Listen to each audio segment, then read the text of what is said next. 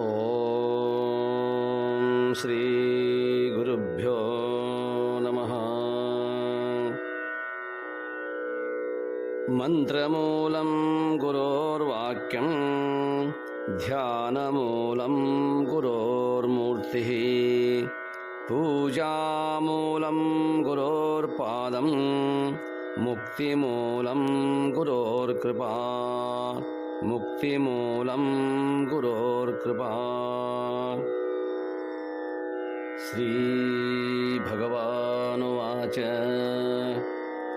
ವಿಹಾಯ ಕಾಮಾನ್ಯಃ ಸರ್ವಾನ್ ಪುಮಾಂಶ್ಚರತಿ ನಿಸ್ಪೃಹಃ ನಿರ್ಮಮೋ ನಿರಹಂಕಾರಃ ಸ ಶಾಂತಿಮಧಿಗಚ್ಚತಿ ಶಾಂತಿಮಧಿಗಚ್ಚತಿ. ಏಷಾ ಬ್ರಾಹ್ಮೀ ಸ್ಥಿತಿಃ ಪಾರ್ಥ್ ನೈನಾಂ ಪ್ರಾಪ್ಯ ವಿಮುಹ್ಯತಿ ಸ್ಥಿತ್ವಾ ಸ್ಯಾಮಂತಕಾಲೇಪಿ ಬ್ರಹ್ಮನಿರ್ವಾಣಮೃಚ್ಛತಿ ಬ್ರಹ್ಮನಿರ್ವಾಣಮೃಚ್ಛತಿ. ಯಾವ ಪುರುಷನು ಸರ್ವಾನ್ ಕಾಮಾನ್ ವಿಹಾಯ ಸರ್ವ ಕಾಮನೆಗಳನ್ನು ತ್ಯಜಿಸಿ ಅಂದರೆ ಉಪೇಕ್ಷಿಸಿ ನಿರಾಶಿಯು ನಿರ್ಮಮನು ನಿರಹಂಕಾರಿಯೂ ಆಗಿ ಲೋಕದಲ್ಲೆಲ್ಲ ಚರಿಸುತ್ತಾನೆಯೋ ಅವನು ಶಾಂತಿಯನ್ನು ಹೊಂದುತ್ತಾನೆ. ಸರ್ವರಿಗೂ ಪ್ರಣಾಮಗಳು. ಪುಣ್ಯಾತ್ಮರೇ, ಭಗವಂತನು ಬಹಳ ಶ್ರೇಷ್ಠವಾದ ತತ್ವಗಳನ್ನು ಶಿಷ್ಯನಾದ ಅರ್ಜುನನಿಗೆ ಉಪದೇಶ ಮಾಡುತ್ತಾ ಬಂದ. ಕೊನೆಯಲ್ಲಿ ಉತ್ಥಾನ ಸ್ಥಿತಪ್ರಜ್ಞನ ಇರುವಿಕೆಯನ್ನು ಅವನ ಜೀವನವನ್ನು ಕುರಿತಾಗಿ ಅರ್ಜುನನು ಪ್ರಶ್ನೆಗಳನ್ನು ಕೇಳಿದ್ದಾನೆ. ಅವುಗಳಿಗೆ ಇಲ್ಲಿಯವರೆಗೆ ಉತ್ತರಿಸುತ್ತಲೇ ಬಂದಿದ್ದಾನೆ ಭಗವಂತ. ಸ್ಥಿತಪ್ರಜ್ಞನು ಅವನು ಸಾಗರದಂತೆ. ಆ ಸಾಗರಕ್ಕೆ ಅನೇಕ ನದಿ ಸರೋವರಗಳು ಬಂದು ಕೂಡುವಂತೆ ಈ ವಿಶ್ವಾತ್ಮನಾದ ವಿಶ್ವವ್ಯಾಪಿಯಾದ ಸ್ಥಿತಪ್ರಜ್ಞನಿಗೆ ಇವನೇ ಮಹಾಸಾಗರ ಮಹಾಸಮುದ್ರ ಇದ್ದ ಹಾಗೆ. ಅವನಿಗೆ ಆ ಸಮುದ್ರಕ್ಕೆ ನದಿಗಳು ಸರೋವರಗಳು ಬಂದು ಸೇರಿದಂತೆ ಅನೇಕ ಭೋಗಗಳು ಇರಬಹುದು, ವಿಭೋಗಗಳಿರಬಹುದು, ಸುಖ ದುಃಖಗಳಿರಬಹುದು, ಶೀತ ಉಷ್ಣಗಳಿರಬಹುದು. ಅವೆಲ್ಲವುಗಳು ಕೂಡ ಬಂದು ಸೇರುತ್ತವೆ. ಅವುಗಳು ಬಂದು ಸೇರಿದರೆ ಅವನಿಗೆ ಸಂತೋಷವಿಲ್ಲ, ಬಾರದೇ ಇದ್ದರೂ ಕೂಡ ಅವನಿಗೆ ದುಃಖವಿಲ್ಲ. ಅದು ಅವನ ಸ್ಥಿತಿ. ಇಂಥ ಸ್ಥಿತಿಯುಳ್ಳ ಉತ್ಥಾನ ಸ್ಥಿತಪ್ರಜ್ಞನು ಈಗ ಸರ್ವಾನ್ ಕಾಮಾನ್ ವಿಹಾಯ, ಅಂಥ ಪುರುಷನು ಎಲ್ಲ ಕಾಮನೆಗಳಿಂದ ನಿರ್ಮುಕ್ತನಾಗಿ, ಅವು ಮುಂದೆ ಇದ್ದರೂ ಕೂಡ ಅವುಗಳ ಬಗ್ಗೆ ಲವಲೇಶವೂ ಕೂಡ ಅವನಿಗೆ ಅಪೇಕ್ಷೆ ಇಲ್ಲ, ಎಲ್ಲವೂ ಉಪೇಕ್ಷೆ. ನಿರಾಶೆ, ಅವನಲ್ಲಿ ಆಶೆ ಇಲ್ಲ, ನಿಸ್ಪೃಹನಾಗಿದ್ದಾನೆ. ಮಮತ್ವ ಬುದ್ಧಿ ಇಲ್ಲ, ನಾನೆಂಬ ಅಹಂಕಾರವಿಲ್ಲ. ಇವೆಲ್ಲ ತತ್ವಗಳನ್ನು ಇರಿಸಿಕೊಂಡು ಯಾವ ಪುಣ್ಯಪುರುಷನು ಈ ಲೋಕದಲ್ಲಿ ಸರ್ವಲೋಕೋಪಕಾರಾಯ ಯೋ ದೇವಃ ಪರಮೇಶ್ವರಃ ಚರತಿ ಅತಿಥಿರೂಪೇಣ ನಮಸ್ತೆ ಜಂಗಮಾತ್ಮನೇ. ಅವನು ನಿಜವಾದ ಚರಜಂಗಮ. ಇಷ್ಟೆಲ್ಲ ತತ್ವ ಸಿದ್ಧಾಂತಗಳನ್ನು ಇರಿಸಿಕೊಂಡು ಸುಳಿಗಾಳಿ ಬೀಸಿದ ಹಾಗೆ ಸಂಚರಿಸುತ್ತಲೇ ಇರುತ್ತಾನೆ. ಅಂಥವನು ಸದಾ ಶಾಂತಿಯ ತಾಣವಾಗಿದ್ದಾನೆ. ಹೊಂದುತ್ತಾನೆ ಎಂಬುದಾಗಿ ಇಲ್ಲ, ಅವನೇ ಶಾಂತಿ, ಶಾಂತಿಯೇ ಅವನು. ಆಸೆ ಆಮಿಷ ಎಲ್ಲ ಕಾಮನೆಗಳು ಮನದ ಆಳದಲ್ಲಿ ನಮಗೆ ಸಂಗ್ರಹವಾಗಿರುತ್ತವೆ. ತತ್ವಗಳ ಪರಿಜ್ಞಾನ ಮತ್ತು ಅಮರ ಆತ್ಮಪ್ರಭುವಿನ ಆನಂದಾನುಭೂತಿಯ ತಿಳಿವು ಅದು ಮೂಡಿದಾಗ ಆ ಸಂಚಯವಾದ ಸರ್ವ ಕಾಮನೆಗಳು ಅಳಿದು ಹೋಗುತ್ತವೆ. ನಿಸ್ಪೃಹತೆ ಅಳವಡುವುದು.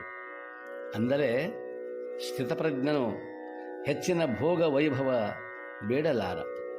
ಇದ್ದುದರಲ್ಲಿಯೇ ಅದರಲ್ಲೂ ಕೂಡ ಆಸಕ್ತನಾಗುವುದಿಲ್ಲ, ಅಲಿಪ್ತನಾಗಿರುತ್ತಾನೆ.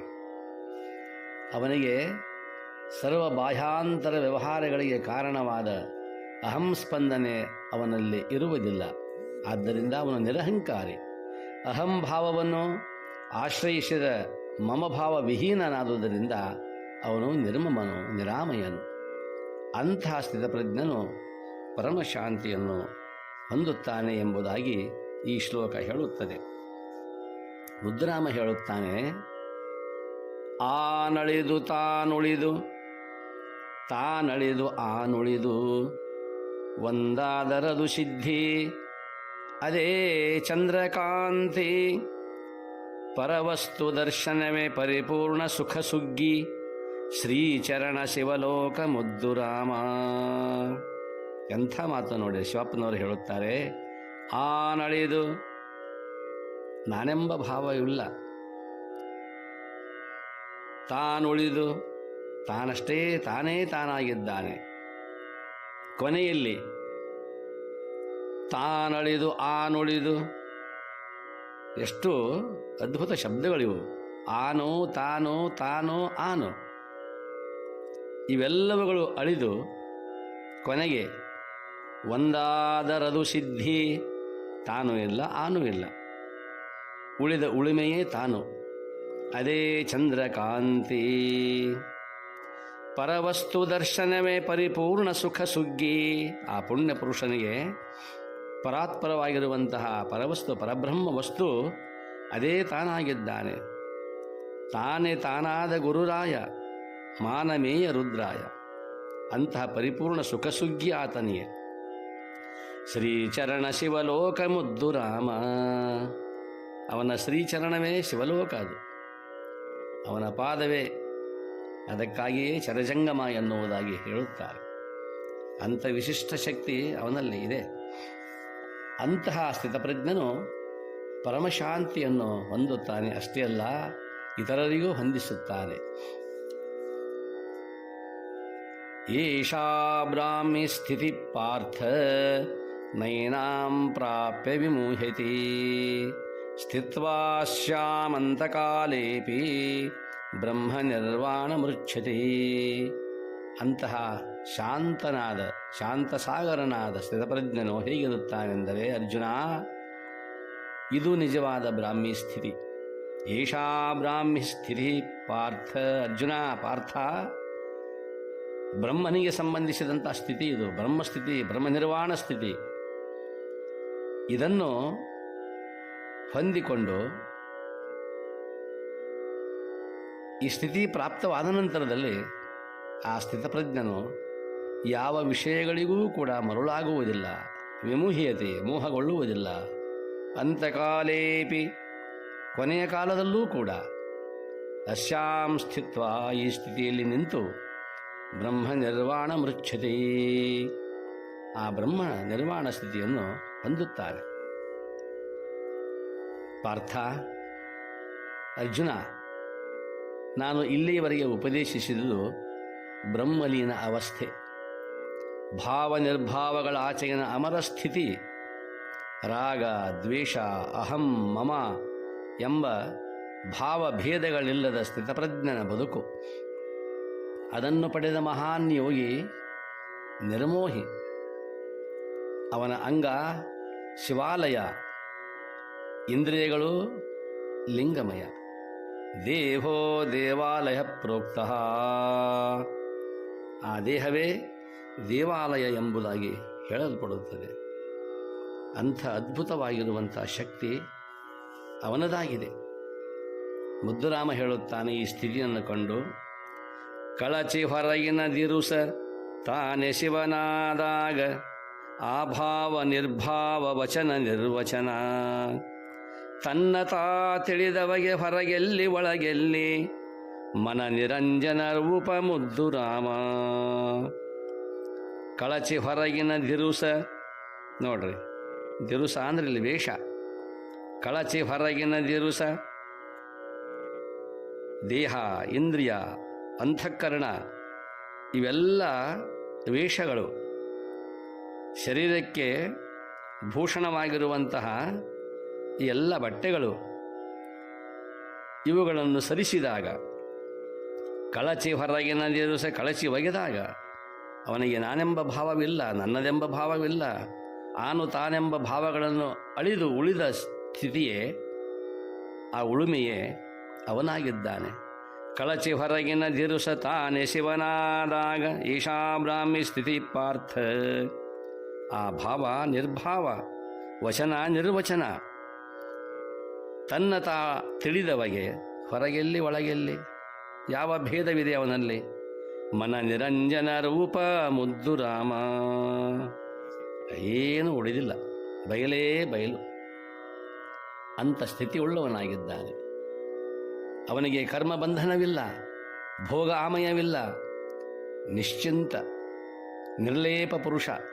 ಅವನು ಸಾಂಸಾರಿಕ ವಸ್ತುಗಳಿಗೆ ಎಂದೂ ಮೋಹಿತನಾಗಲಾರ.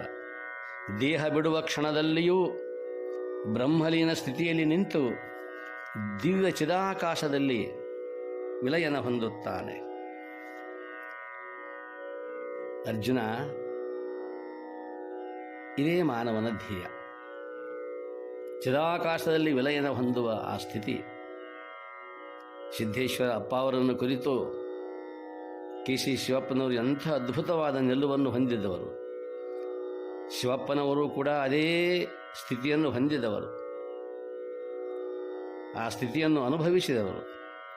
ಅಂತಲೇ ಅವರಿಂದ ಇಂದು 30-35 ಸಾವಿರ ಚೌಪದನಗಳು ಹೊರಹೊಮ್ಮಿವೆ.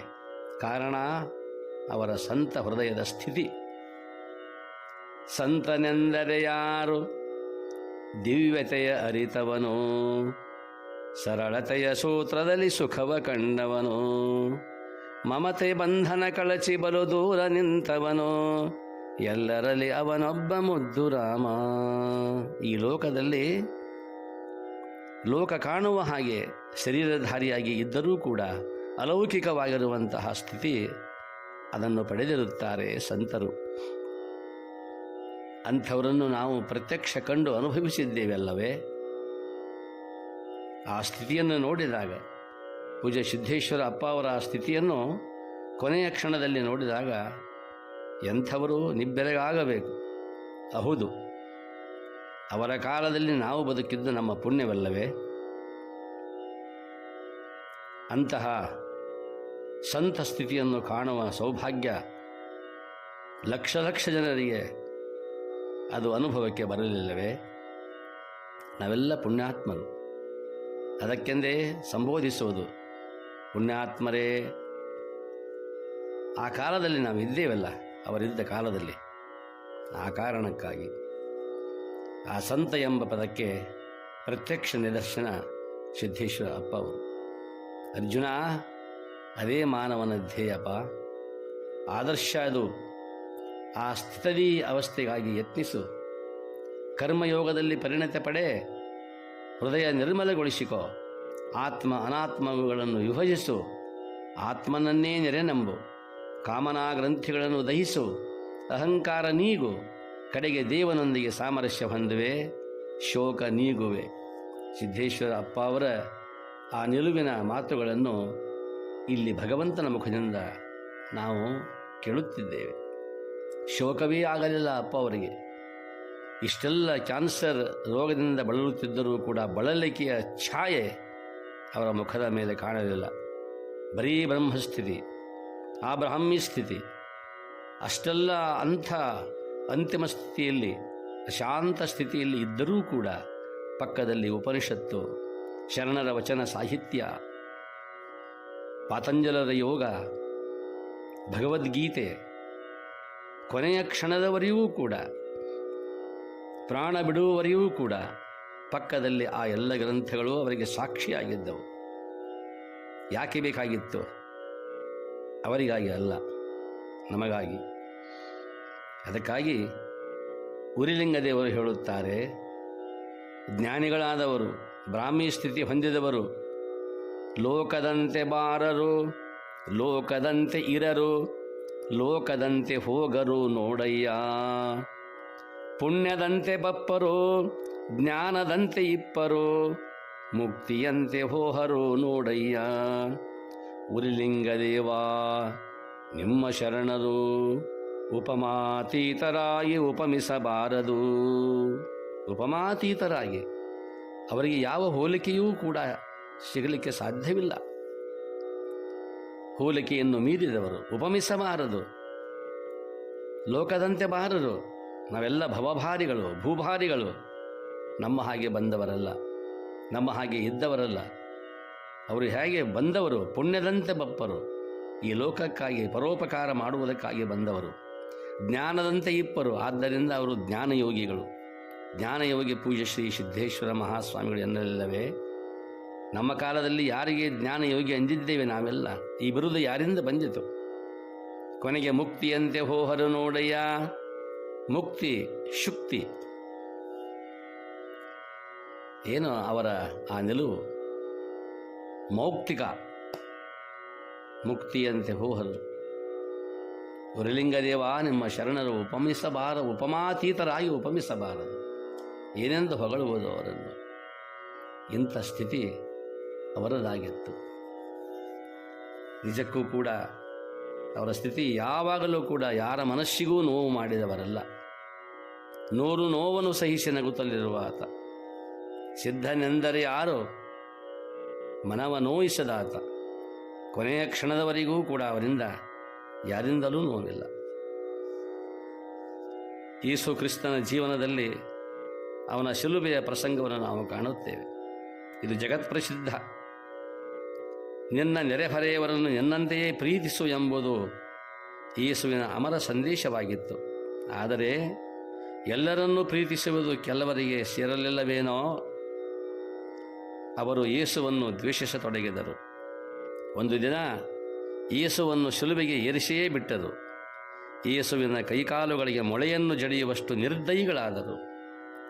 ಪ್ರೇಮದ ಪುತ್ಥಳಿಯಾದ ಯೇಸುವಿನ ಪರಿಶುದ್ಧ ದೇಹ ಶಿಲುಬೆಗೆ ಜೋತು ಬಿದ್ದಿದೆ. ದೇಹದಿಂದ ಹನಿ ಹನಿಯಾಗಿ ರಕ್ತ ಜನುಗುತ್ತಿದೆ. ಹೇಳತೀರದಷ್ಟು ನರಕ ಯಾತನೆ ಆಗುತ್ತಿದೆ. ಆ ಸಂದರ್ಭದಲ್ಲಿ ಯೇಸು ಕ್ರಿಸ್ತ ದೇವನಿಗೆ ಒಂದು ಪ್ರಾರ್ಥನೆ ಸಲ್ಲಿಸಿದ. ಅದು ಜಗತ್ತಿನ ಧಾರ್ಮಿಕ ಇತಿಹಾಸದಲ್ಲಿಯೇ ಸುಂದರ ಶಾಸನವಾಗಿ ಉಳಿಯಿತು. ಸುವರ್ಣಾಕ್ಷರಗಳಲ್ಲಿ ಬರೆದಿಡುವಂತಾಯಿತು. ಅದೇನು? 2 ಅಕ್ಷರ: ಕ್ಷಮೆ. ಓ ನನ್ನ ದೇವನೇ, ನೀನು ಅವರನ್ನು ಕ್ಷಮಿಸಿಬಿಡು. ತಾವು ಏನು ಮಾಡುತ್ತಿದ್ದಾರೆ ಎಂಬುದನ್ನೇ ಅವರು ಅರಿಯರು. ನೋಡಿ, ಇದು ಅವರ ಕೊನೆಯ ಮಾತು, ಯೇಸುವಿನ ಕೊನೆಯ ಮಾತು. ಪ್ರಾಣ ಸಂಕಟ ಆಗುವ ಪ್ರಸಂಗದಲ್ಲೂ ಕೂಡ ಸಂತರು ಕ್ಷಮಾಶೀಲರಾಗಿಯೇ ಇರುತ್ತಾರೆ ಎಂಬುದಕ್ಕೆ ಯೇಸುವು ನಮಗೆ ನಿದರ್ಶನವಾಗಿದ್ದಾನೆ.